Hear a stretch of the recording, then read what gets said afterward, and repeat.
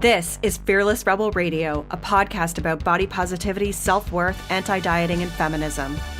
I am your host, Summer Inanen, a professionally trained coach specializing in body image, self-worth, and confidence, and the best-selling author of Body Image Remix.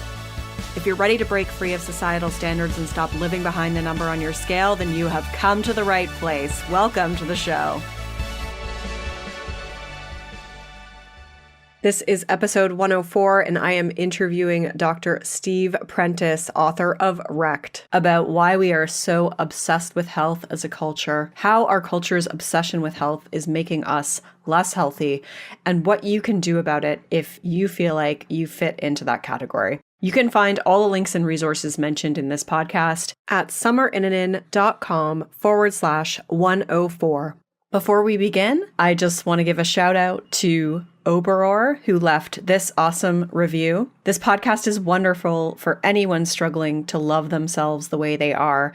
I haven't reached that point yet, but this podcast is helping me grow in my self-love and acceptance with each episode. Keep up the amazing work. Thank you so much, Oberor. I really appreciate that. And if you want to leave a review for the show, which I would be so appreciative of, you can go to iTunes, search for Fearless Rebel Radio, then click ratings and reviews, and click to leave a review. Leaving a review for this show helps others to find the podcast, which would mean the world to me because we are creating a cultural revolution here. Second, if you haven't already done so, head over to summerinanen.com/freebies to get your copy of the 10-day body confidence makeover with 10 steps to take right now to feel better in your body. The guest on the show today is Dr. Steve Prentice. He is the author of Rekt and creator of healthnutrehab.com, a site designed to help the health conscious escape the dangers of health obsession and regain the freedom and joy that was hijacked by health gurus. A practicing chiropractor since 1996, Dr. Prentice has spent his career questioning the status quo and challenging the accepted norms. His experience working with thousands of patients over 20 years led him to create what he termed the stress-centered approach to health, and he now leads his patients through the process of restoring their health and quality of life while rejecting many of the restrictive and obsessive health recommendations of the day. There's some really good stuff in this episode, and I think it's really going to resonate with you, especially if you are newer to this journey and maybe you've just discovered this idea of anti-dieting, or you're curious about it, or you still feel yourself being pulled to want to diet or being tempted to diet. This is an episode for you. You're going to love it. It's really going to be helpful for you. So let's get started. Hi, Steve. Welcome to the show. Hey, thanks for having me. I'm so glad to have you here today.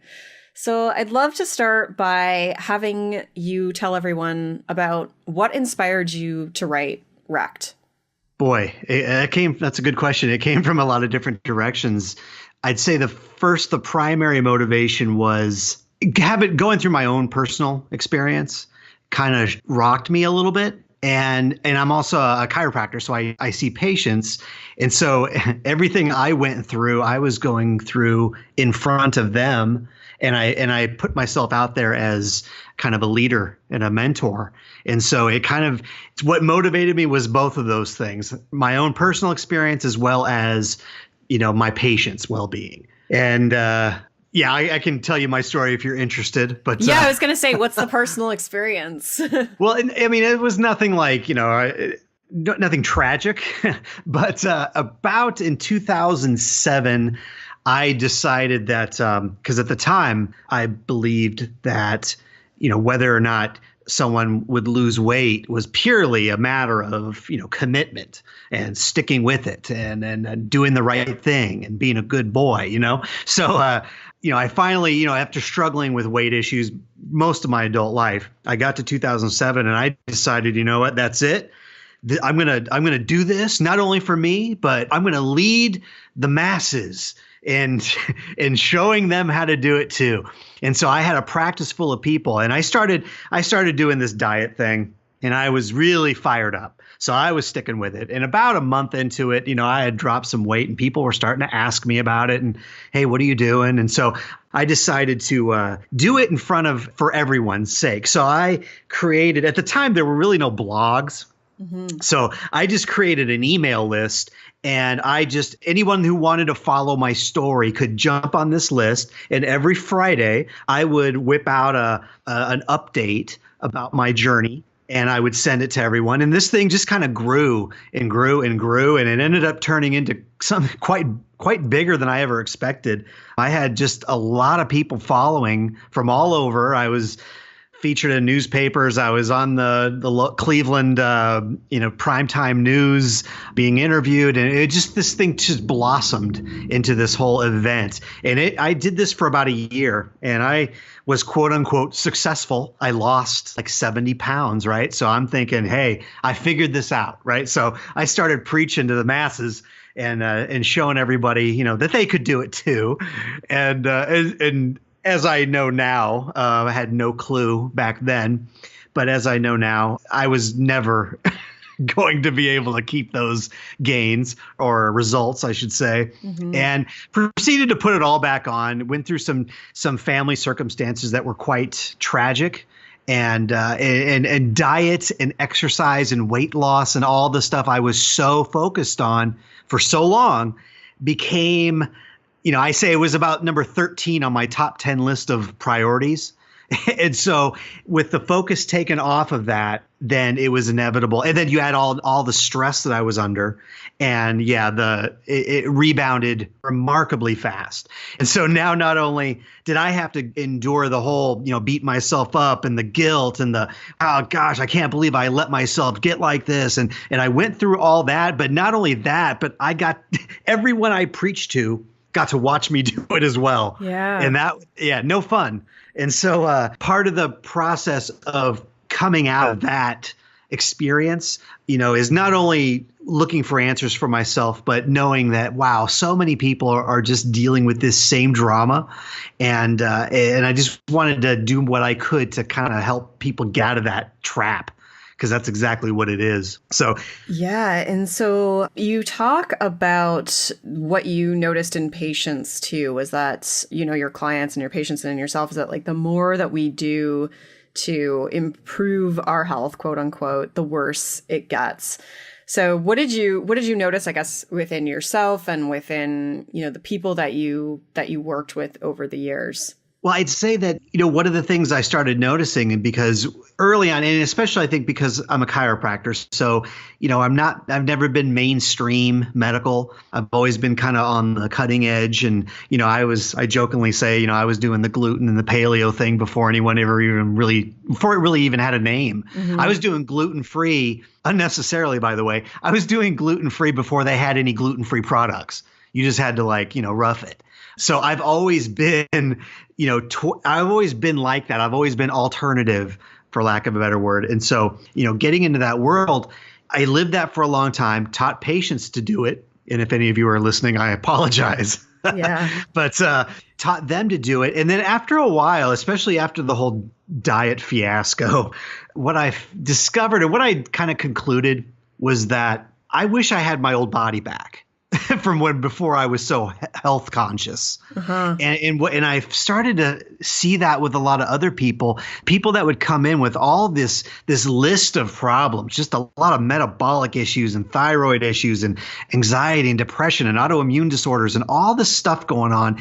And yet you talk to them about, what are you doing and what's going on? And they had, it was the same list of everything they did. And I started to find that the people that did the most are ending up in the worst place.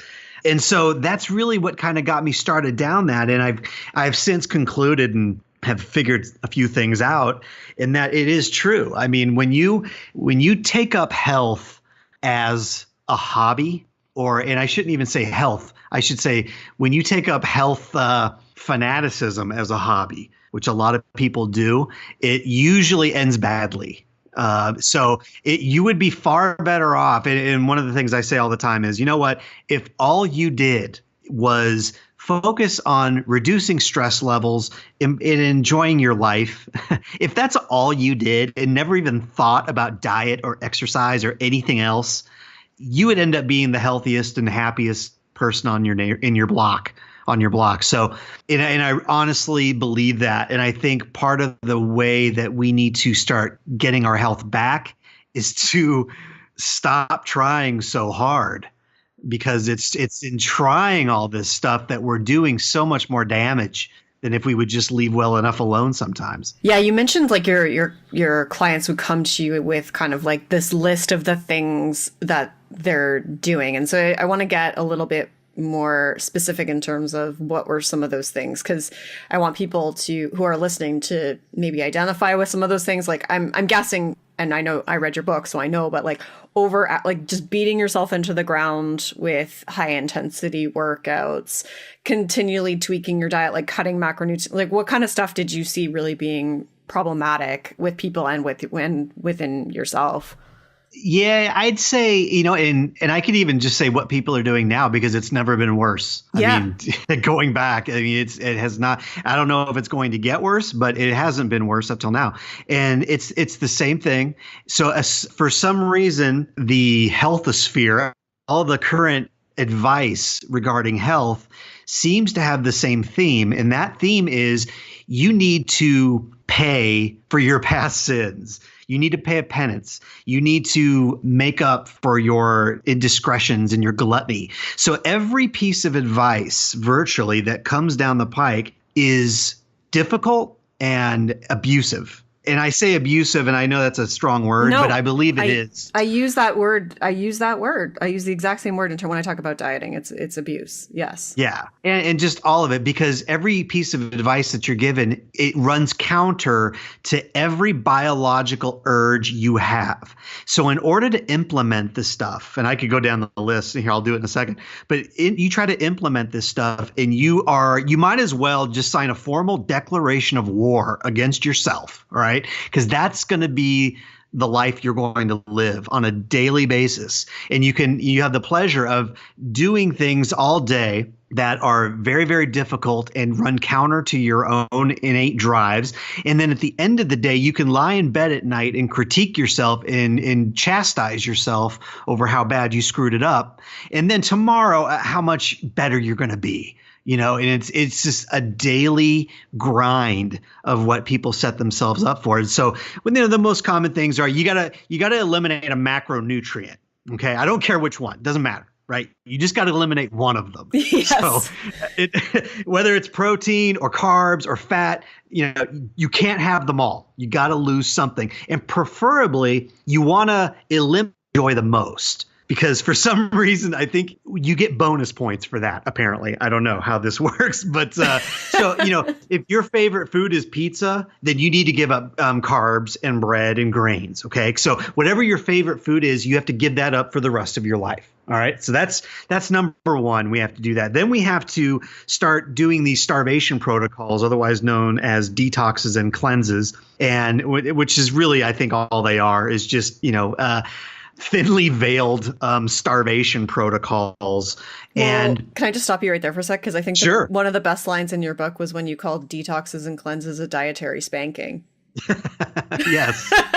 Yeah. That was really good. Right, because if you're on a regimen, right, and you go to a wedding or you're a family reunion or you just break down and your biology finally gets the best of you, which is a matter of time, and you just cut loose and you eat all these forbidden things. Well, what do?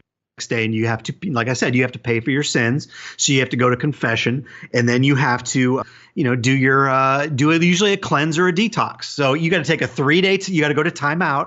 Yeah. You got to do a 3-day timeout where you just drink nothing but disgusting, green concoctions and no food. So you have to be punished for this because obviously to be healthy, you have to suffer. That's the underlying philosophy between all this stuff. So like I said, you have to give up macronutrients, at least one, and then you have to starve yourself. You have to drink an amount of fluids that it's got to be really difficult to do it. Okay, so you have to drink, what is it, a half your body weight in ounces. So if you are a larger person and you weigh 250 pounds, well, you have to drink a gallon of water, right? And coffee, tea, soda, orange juice, that doesn't count, right? Just water. And no water that you extract from food counts either. So when you factor all that in, you as a new healthy person with a healthy lifestyle, you have to somehow probably consume 2 gallons of water in a day when you add it all up, which no one does. No animal would do that. Yeah. But you are going to do it, right? Because someone told you to do it. Some health guru told you to do it. So you're gonna force it down. And I don't care if you're staple gun to a toilet, because it's got the fluid has to leave you as fast as you're consuming it. So you can't even ever leave the bathroom. I don't care what the situation is. You have to do that, right? Because you need to get healthy. So you got that part of it, the overhydration, and then you have the exercise component of all this, which is usually some kind of a boot camp or some kind of just ultra hardcore program. So a lot of the DVD programs that are popular nowadays are just an hour a day, go throw up. And I love it because, they talk about rest days. They acknowledge that those are important, but their idea of a rest day is, Monday through Saturday, you work out for an hour and 10 minutes. And then on Sundays, your rest day, because we shorten the workout to 55 minutes. And then you start Monday again. And so just everything you're told to do to get healthy is absolutely like usually the worst advice ever for someone who is in a state of poor health. And it just creates a bigger problem. It just drives people into the ground.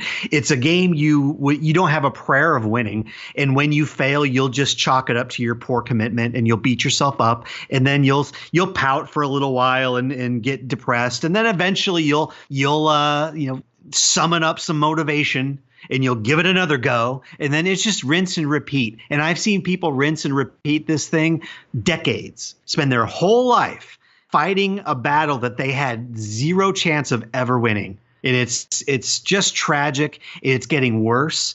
And honestly, it's just stupid. And that's why I'm trying my best just to, get the word out to people. It's like, look, folks, there is a better way. I mean, your motivation at the core might be great. You just want to be healthier. You just want to solve some issues or whatever. But this is not the way to do it. There's a lot of bad advice out there. And so what's the impact on our body, like the physiological impact of all of these factors? Like obviously stress, and that's kind of, the point of your book, but how does that show up for people, or how does that actually make them less healthy?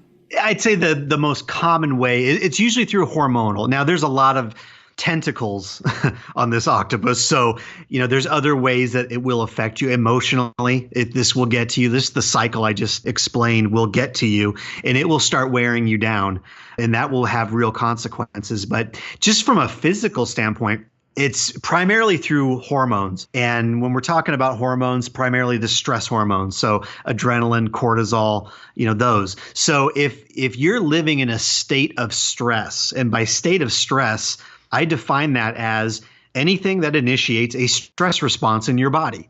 So you got to be careful using the word stress, because some people just only include, what did something happen this week to freak me out, or am I in the fetal position in the shower, sobbing? They only, especially men will do this too.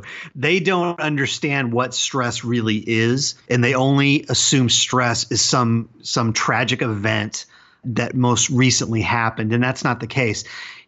How we spend our daily life is really at the core of this. For instance, if you, through whatever reason, whether it's some genetics, some family dynamic, some past trauma, if you spend the bulk of your days in a negative place, maybe you're just resentful or angry or bitter or frustrated or whatever. Those are very negative emotions, and they initiate a stress response. You're going to have hormonal changes that occur, whether it's adrenaline or cortisol or any number of other things. And when you live in this state of stress, when you're swimming in cortisol and adrenaline on a regular basis, those are going to have tremendous effects on your health and well-being and on how your body changes over time. It's not about just having a rough weekend or, going through a tragic event. That could certainly do it. But I'd say for most people, it's,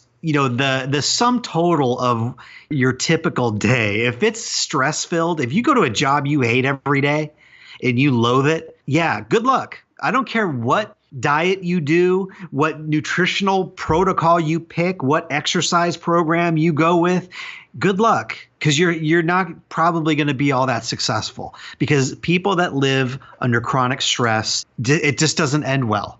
And so to answer your question, yeah, cortisol, adrenaline, those are big things. And when you're exposed to those hormones over the long term, you start having changes to the body that mimic a lot of what people today are complaining of. So the low thyroid function, the weight gain, the anxiety and depression, all the autoimmune diseases are just really big. Addiction issues.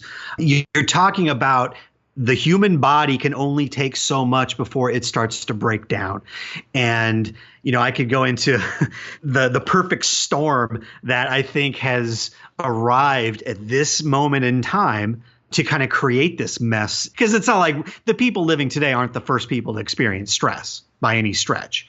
But I think the type of stress that we're all living under in this day and age, along with social media, along with just, it's the confluence of things have all come together to create a lot of uncertainty for people. And when you're living with uncertainty, the human instinct is to gain control again. Mm-hmm. And usually how people like to gain control is by changing controlling your food intake. Yes. Or that's why a lot of people end up with, different types of eating disorders. It's usually some kind of control issue, some kind of emotional trauma. It's usually not really about food. It's just kind of the outlet.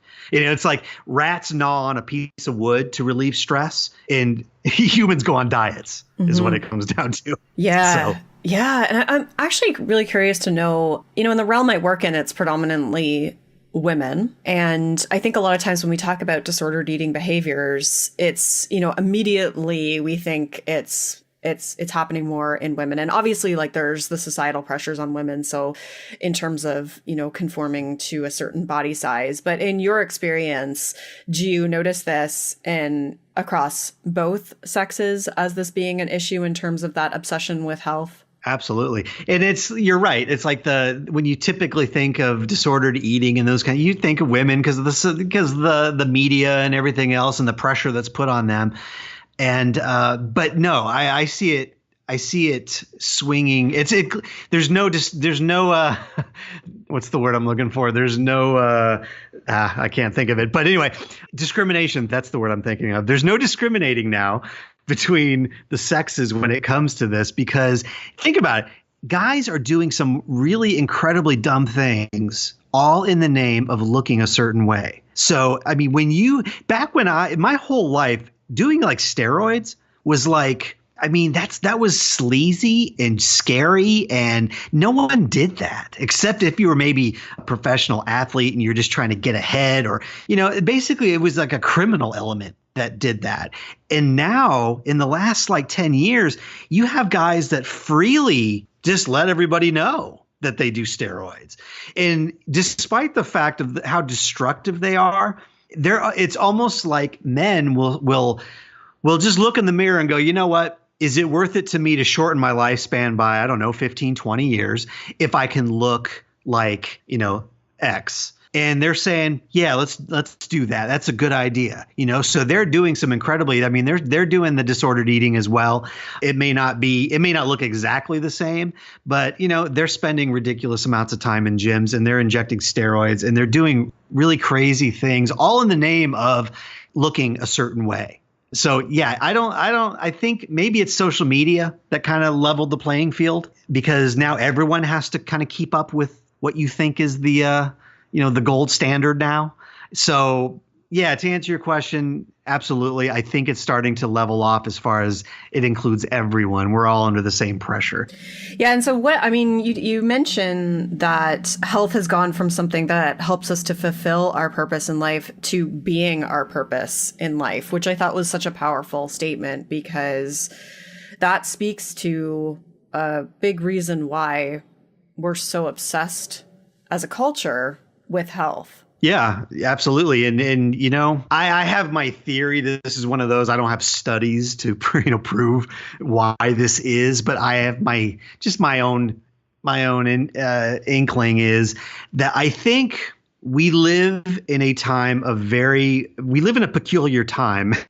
And I think there's a lot of uncertainty. And if I had to describe what life is like in the 2000 teens, it would be uncertain. I mean, I don't care whether it's, I don't know how old you are. I'm 47. So I grew up I'm a 70s and 80s kid. And, every generation had their challenges, but, I didn't have to worry about a lot of what people today have to worry about. To people today, I mean, it's the governments are out of control. The economy is a big mystery. I mean, the whole world seems to be kind of coming apart at the seams. Mm-hmm. Whether you think it's in a good way or a bad way, it just seems like we're in a very weird time. And I think what it does is it creates a lot of uncertainty in people, a lot of just fear. Mm-hmm. And I think what we're seeing and what we're witnessing with this obsession with health and diet and nutrition and exercise, I think all we're seeing is massive amounts of people trying to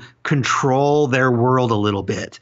They don't know I don't know anyone that would even venture a guess as to what life is going to look like in 10 years. I mean, who knows? I mean, I couldn't even imagine. And most humans don't like that. We don't like uncertainty, unpredictability. We like to be in control. And so one of the ways that we can control this is we can kind of delude ourselves into just pouring ourselves into this health thing so that we can track our diet, we can track our calories and everything we consume. We can get, like Fitbits and like track every step we take and how many flights of stairs we did. And, and then if that's not enough, so if you're not someone with a weight or a weight issue or something like that, then you could just kind of focus on the health version of this, which is like, all right, is the Wi-Fi in my family room altering my gut flora? And should I be sleeping on the lawn at night to increase my levels of free electrons? And you could just bury yourself in this world of health. And it sounds noble, right? Who doesn't want to be healthy? But what it does, I think, is it gives a false sense of control, a very temporary and false sense of control for people, around their world a little bit. And I think on top of that, there's this obsession with like superiority via the status of like a certain body, or there's a certain like purity around and superiority associated with like being as like clean as possible, quote unquote. And I also think culturally, like we really value this idea of immortality because we're so afraid of mortality or trying to avoid it. And so that, and the uncertainty piece as well, like I feel like that's like all of those factors come into play here and drive this bizarre obsession with trying to be as pure as possible and trying to control your outcome in life as tightly as possible via behaviors related to like food and fitness and trying to keep yourself like quote unquote as pure as possible. I totally 100% agree. Like I said, there were more tentacles, and that's one of them that I talk about a lot. Is it's a psychological thing that people are going through at this point that is just, it's a dead end. And I think you're seeing the pendulum swing all the way over to this obsession with diet, nutrition, and exercise and all things health. And I think what you're going to find is when enough people put enough time and energy into that, and they come to their conclusion that, it was all a big lie. Mm-hmm. It was all a big mirage. It was a rainbow that I thought I was going to come to the end of, and I never made it. There is no end.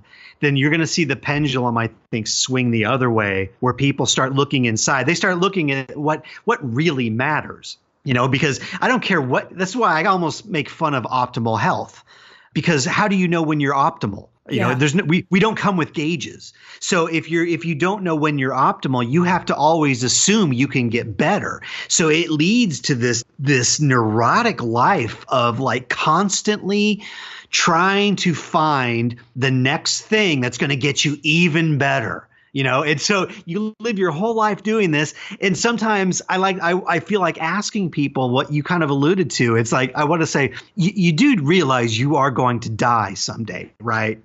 You're not going to beat the system here, so, but irrationally, I think people, like you said, are almost out of this gut level fear. They're trying to like cling to something. It's funny. I have a quick little story. This happened to me literally last week. And I was going through a lot of changes in my life right now, as far as career changes and where we're going to live. And, I try to practice what I preach. And I got to a point in life where it's like, you know what, I've kind of been doing the same thing for a long time. Let's do something else, or at least change it up. So I started doing all these radical changes and everything I think is pretty healthy and everything. But anyway, so like a week ago, as we're going through this process and doing all these changes, it's all good. But we kind of had a little like stretch of a few days where we had a lot of uncertainty. Didn't know are things going to go this way, or are they going to go that way? We don't know. And it's going to dictate how our life goes. And so there was a couple of dicey days there where it's like on pins and needles, waiting to see how this is going to break. So, and I had no control over it. Okay. I come home at lunchtime from practicing all morning. I get home to lunch. I go upstairs after lunch and brush my teeth. And I looked in the mirror, and all of a sudden I got this big urge to go on a diet. Yeah. It's like, it was out of nowhere. It was like, I'm in the mood to just like hit a diet and like go for it again. Yeah. Now, I kind of staggered. I'm like, where the hell did that come from? Like, all I do all day is try to talk people out of doing this stuff. Where did that come from?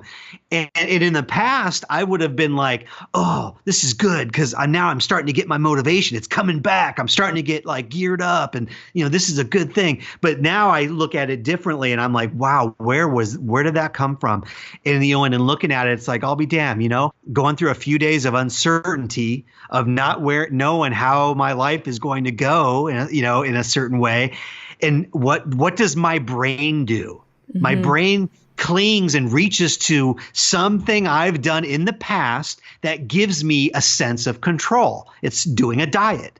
So what does it do? It's like my brain said, well, see, he can't do squat about these other areas in life, and it's getting a little uncomfortable in here. So let's have him focus on his daily ratio of mono to polyunsaturated fats and ways to ingest kale without vomiting, so he feels like he's in charge of something.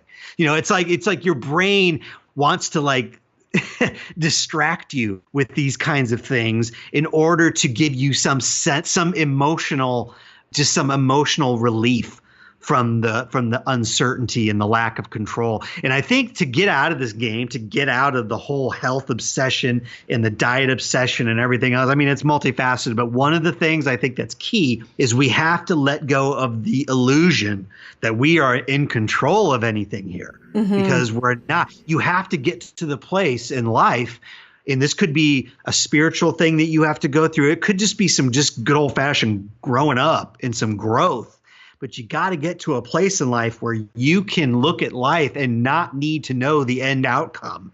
You don't have to know how this ends. You can roll with it. You can let go of having all the power, And if you can do that, you're going to have a lot less internal, discomfort that's driving you toward trying to manage your world, and I think when you can reach that, the drive to diet and to become so obsessed about health, will become much less. Yeah, that's so important right there. That part about learning to give up control in all areas of our life. And I think that's one of the hardest things. I think people who really have that kind of type A, I need to control the situation, like tell me exactly what I need to do in order to get X outcome, have a really hard time with starting to let go of control. And a lot of it is like trusting just ourselves, trusting the world, like just kind of and settling into the discomfort of uncertainty. And I think that process of giving up control takes a long time. Like it's not something that you can just kind of switch on, at least in my experience, because I work with clients a lot on around that in terms of just letting go of control and easing up and loosening the reins in all areas of their life. Yeah, and it isn't easy. And unfortunately, I think for some, I think maybe for me, it took tragedy to teach me that. My wife and I lost our son a few years ago. Oh, wow. And out of nowhere. Yeah, thank you.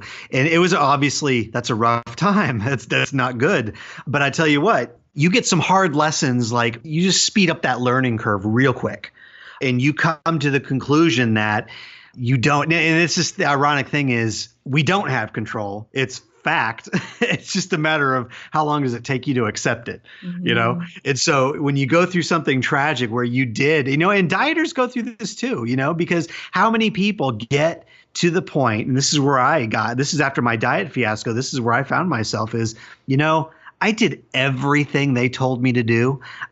To a T. I didn't screw anything up. I did exactly what they said, and it still didn't work, you know? And so you got to get to a point where you don't. That's the biggest lie, is that people think, you know, their health and their size and their fitness level and all these other things are completely 100% up to them. Like they can make it anything they want. And it's a flat, it's just not true. And it leads so many people in just to heartache and frustration and just nothing good is when you think that, you know, just in the size thing alone, if you buy into the lie that any of us can be a size whatever 2, if you, with just enough hard work or enough commitment, or if you do the right things or eat the right things or do any of this, if you buy into that narrative, well, it's you good luck, because it's not for most people, that's not even possible. Genetically, biologically, it's not even possible. But if you buy into that you are in control, well, guess who's to blame if it doesn't happen? You know, it's you. And it's no different than if I have blue eyes and some health guru convinces me that if I want brown eyes, I just need to do X, Y, and Z. And if I do it good enough and long enough and hard enough, I'll get brown. I want, you know? So, and it's a lie. It's never going to happen. But if I believe that, then I'm going to live my life going, well, no, my eyes are still blue. Darn it. I'll try harder tomorrow. And it's just not a good way to live. And it creates a lot of stress. It permeates your entire life living like that. And all you're doing in the process is ruining your time of it here on this short life. You're ruining your experience, and you're probably bringing about that which you fear the most. Because if you live in chronic stress, then your health is going to decline. Your emotional health is going to decline. It's just not going to go well. And and the harder you try, the more stress you generate, the faster you sink. And it truly is like quicksand. So, yeah. And so let's quickly talk about intentional weight loss, because I know you talk about it in the book, saying that like in the long term, it's not going to work for, 97% of individuals, which lines up with, the research that is in the books, Health at Every Size, and that's been published by other individuals as well. So I think that fact a lot of people receive, but they don't believe it. So I've had this conversation with people. I've said to them, like, you're not going to be able to intentionally lose weight in the long term. But they're not ready to hear the message, obviously. But why do you think people don't believe those facts? Like, why is it so hard to let that go? It's been drilled into our heads for a generation. And that's one reason. Second reason, there's a lot of shame, right? So that's the narrative. Okay. What you just said is the narrative, that it's all intentional. You can lose it if you want. Just stop eating so much. It's real simple. Yeah. So if you don't, therefore you are bad and lazy and gluttonous and all the bad things. And I think the other part, and I've had this reaction from people. They've read the book. They read the book And they're like, yeah, it's all good and all, but I kind of felt a little, I don't know, kind of down afterwards. And I'm like, well, why? And they said, well, it's because it's never going to happen for me. Yeah. Maybe they are overweight or maybe they're just bigger and that's just how they are. And my contention is that your weight and size, among many other things, is probably 80% genetics and heredity. And guess what? You're not doing anything about either of those things. That's all done, man. You have probably about 20% influence on what you look like. And what most people do is take that 20% much, much worse. So you don't have as much control. But if I tell you that and you have set it up in life where it's like, you know what? I either have to weigh and be this size or my life is going to suck. Well, then you're not going to like my message because I'm basically saying, well, yeah, how you look and your size, that's pretty much what you're going to be, And if that's not what you want to hear, then you're not going to want to accept that message. All someone has to do is come by and go, hey, you want to look like me? All you got to do is, this program. And you're going to fall for it because it's what you want to hear. It's what you need to hear emotionally. So I look at it differently. I look at it as like, wait, how could you be down from this? I'm setting you free from this nightmare that you're living. And you don't have to do this anymore, Trust me, it's not. And the other thing is, if I say 97% of the people gain it all back and then some after X amount of time, well, everybody thinks they're the 3%. Yes.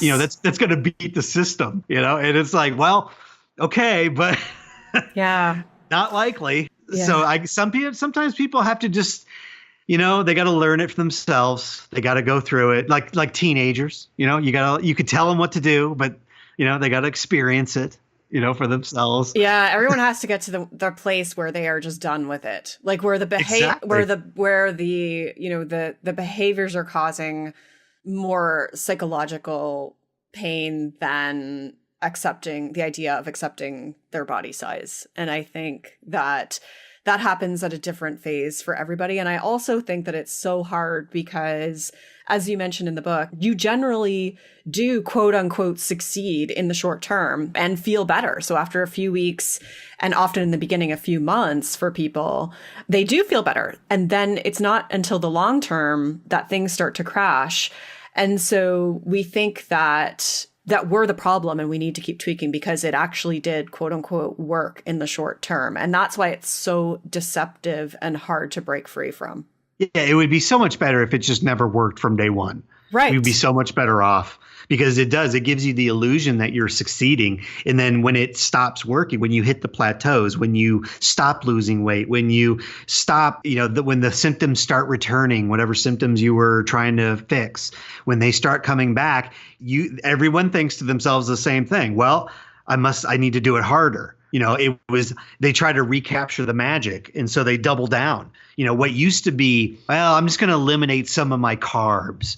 Then it turns into, well, that's not working anymore. So I better eliminate all grains. And then next thing you know, now I can't even have a carrot because that's too much sugar in that. And next thing you have to keep restricting. You're left, I jokingly say, with you can't eat anything but, unsalted almonds and kale. And that's your last two things that you can allow yourself to eat without guilt or having some kind of digestive distress because you've painted yourself into a corner. Yeah. And that's usually what ends up happening. And it's not. And look, and if some people have to play that game for 20 years before they get it, then, my wife and I are very involved in the recovery movement in our area, just with the amount of addiction that's just skyrocketing. And, and it's kind of the same thing, do some people that are abusing drugs or addicted to drugs, some of them get it pretty quick. They just have to get arrested once. And it scares them straight and they have their moment of clarity. And some people, it takes them 30 years. And they have to lose everything 10 times over before it clicks.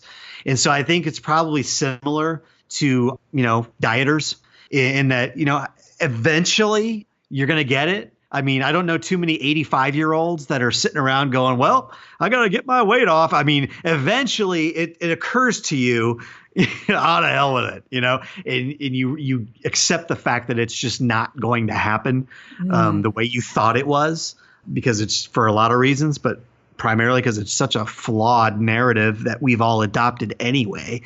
And it's like, it'd be great. Like I said, teenagers are the same way. It would be so much easier for them if they would just listen to the people that have already been through it and just say, look, people, just stop. I'm telling you, trust me, if you stop with the dieting, you're going to be so much better off. And, it's not even arguable at this point. But yeah, some people probably just have to experience it, in their own way. But I know. So as we get closer, as we wrap things up, I wanna just get what you recommend for people. Like you had one simple question, which is, will this reduce my stress or add to it? Like, is that kind of the best starting point for people who are moving away from chronic dieting and health obsession? Yeah, that's the foundational question. Now, and if you're not really well versed, you may not really know, because you get some faulty logic where it's like, oh, doing a 6-day green drink cleanse gives your organs a rest and your digestive system a rest. And you could hear that and go, well, yeah, that's what I need. I need a rest. That sounds good. But that's not really what's happening at all. You're going through a starvation, and starvation is a very stressful event. Go figure. So it might be tricky to even know, unless you know what does initiate stress and what doesn't.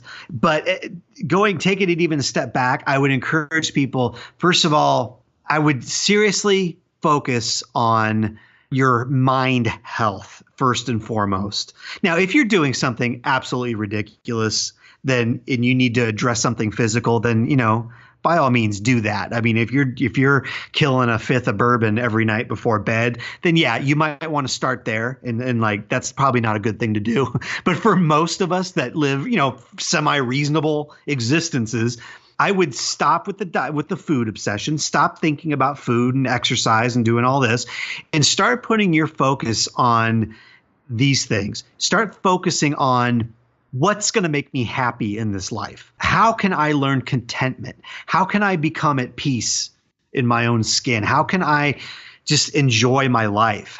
What would I do in my life that would just thrill me? And you want to aggressively go after that. So anybody who's listening right now, if you're thinking about going on a diet, changing your nutrition, doing the things that they say to do to increase your quality of life, here's what I would ask you first.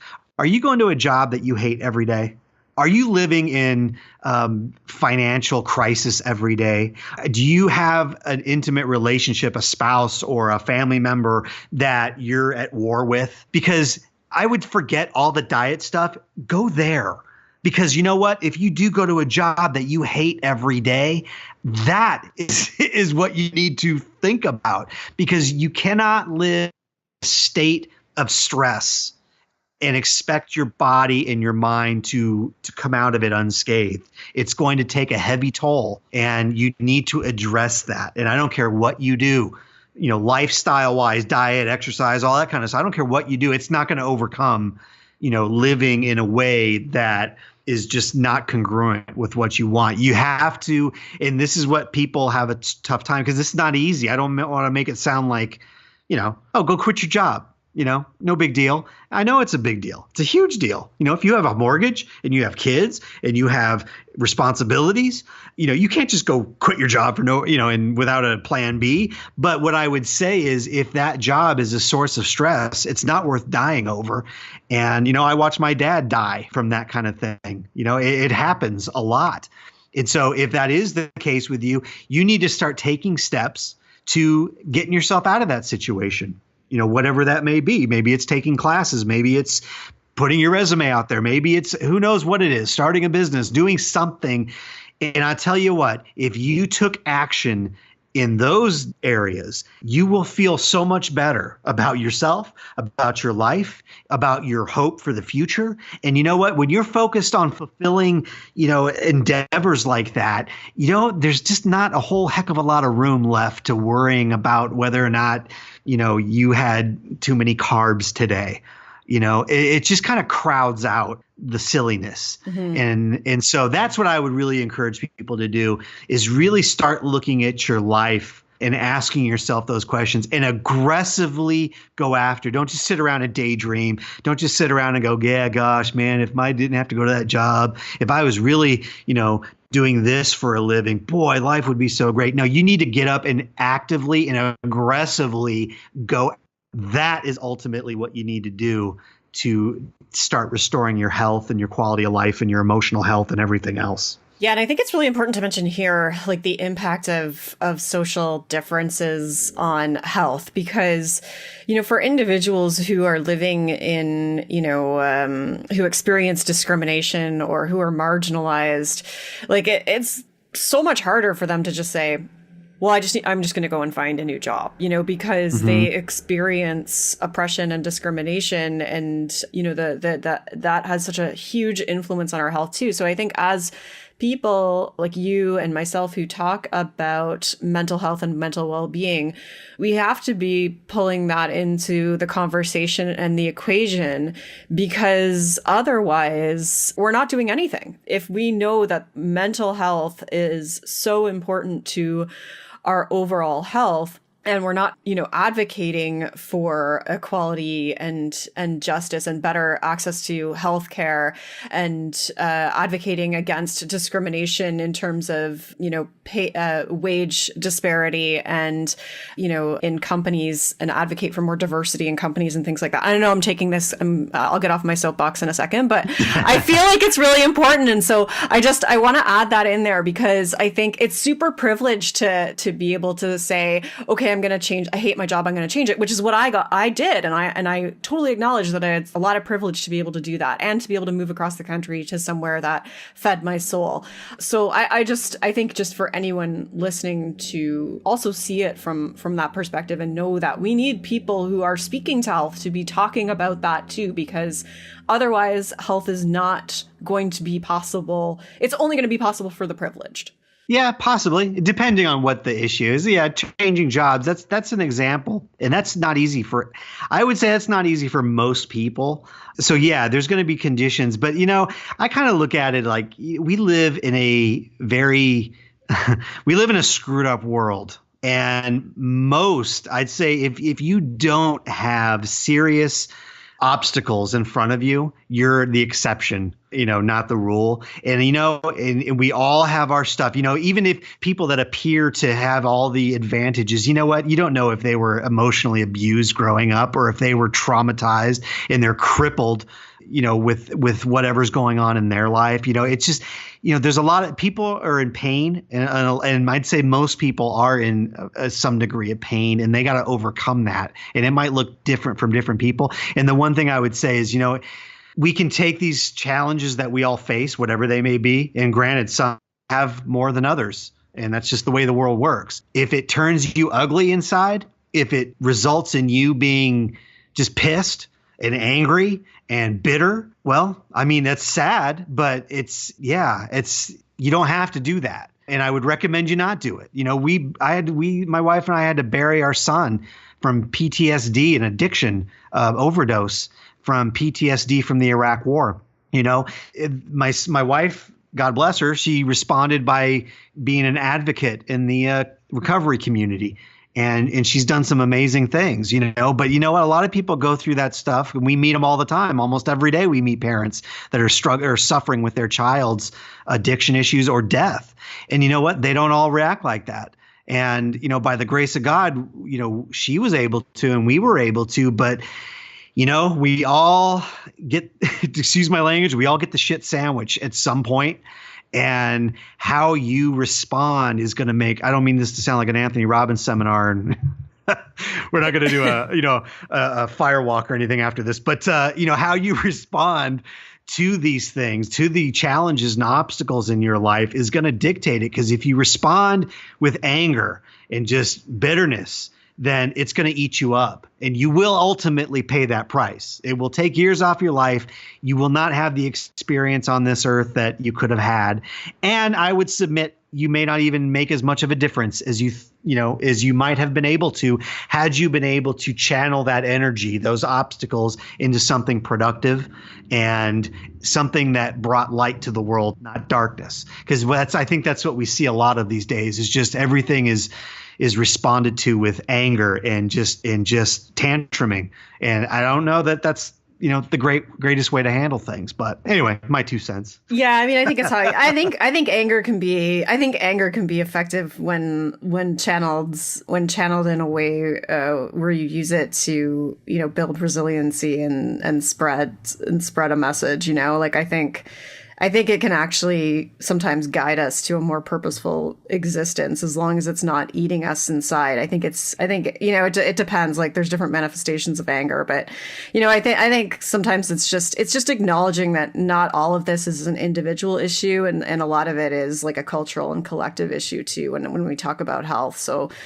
yeah, that was kind of the point I was trying to make there. But we could go on and on about that. That's like a whole other episode. So I know we got to end it here, but can you just tell everyone where they can find more of you and where they can pick up a copy of your book?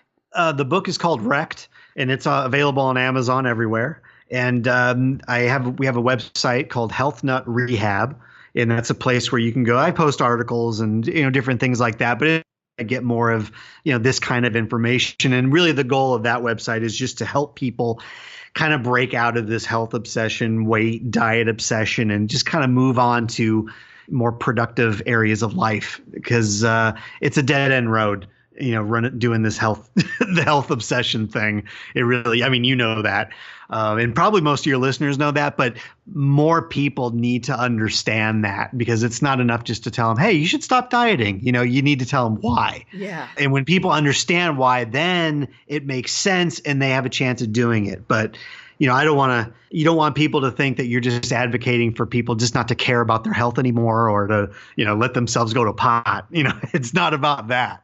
It's about, there's a better way. Yeah. Yeah. It's really just like, okay, the mental health, it's so important, I think. And it's just like, it's so neglected in our culture. Yeah. There's no pill for that. There's no diet for that to make that all magically happen. Mental and emotional stuff is heavy lifting, and it takes work. It's usually uncomfortable. And, that's why people would much rather just keep track of their, protein, carbs, and fat and calories at the end of the day. It's much easier. Exactly. Well, thank you so much for being here today. It was a lot of good stuff. I really appreciate it. Oh, well, thank you for having me. Rock on. All right, such good stuff in that episode. There's a couple of things I want to mention just coming out of that. One is towards the end, you heard me mention that social differences play such a big role in our health. So if you are unfamiliar with the book Body Respect by Linda Bacon, I highly recommend you picking up and reading it, because she talks a lot about that in that book. Other individuals who speak to that are Melissa Toller, who is amazing. She really talks about that in her work, and the women over at Be Nourished also speak to it quite a bit in their work too. And I know there's probably more, but those are the two that I'm going to throw out there in this episode. So I think that's really important for all of us to understand. And then lastly, the other thing I just want to mention is that I completely recognized that Steve used a couple of words like quote unquote stupid, dumb, and crazy, which are ableist terms. So for those of you that are unfamiliar with that, that's something that I'm trying to do better of, is just use different words in my vocabulary, because I think that there's a lot of different words we can use, like uninformed or ridiculous or absurd. And so I'm trying to be conscious of that. Obviously, when I'm in an interview, it's kind of awkward for me to like stop someone and be correcting their language at every point in time. So I did mention it to him on the back end, for those of you that are wondering and maybe picked up on that. And if you have feedback on how I can better handle that as an interviewer, let me know. Sometimes I do stop people and I'll say like, oh, we don't use those words. For example, whenever I start an episode, I tell the person we don't use the words quote unquote overweight or quote unquote obese. And you probably heard Steve kind of like retract that when he did use that word. Anyways, that's just some more behind the scenes stuff of what I do on this show. And obviously it would be amazing if every single person I had come on here knew about all of the different ways that we're conditioned to speak language that is somehow promoting discrimination or that is ableist and et cetera, et cetera. So sometimes I can't just stop people all the time and correct words during the episode, but I tend to then, have that conversation afterwards, and I try to have that up front. But anyways, I just wanted to add that piece to the outro here in case you were wondering, and in case you're unfamiliar with that stuff too. It's things that I'm trying to be more conscious of to just be a more supportive individual and just be a better ally. All right. Well, wrapping things up, you can find all of the links and resources mentioned, including a link to Steve's book at summerinnanen.com/104. And I will talk to you again soon. Rock on.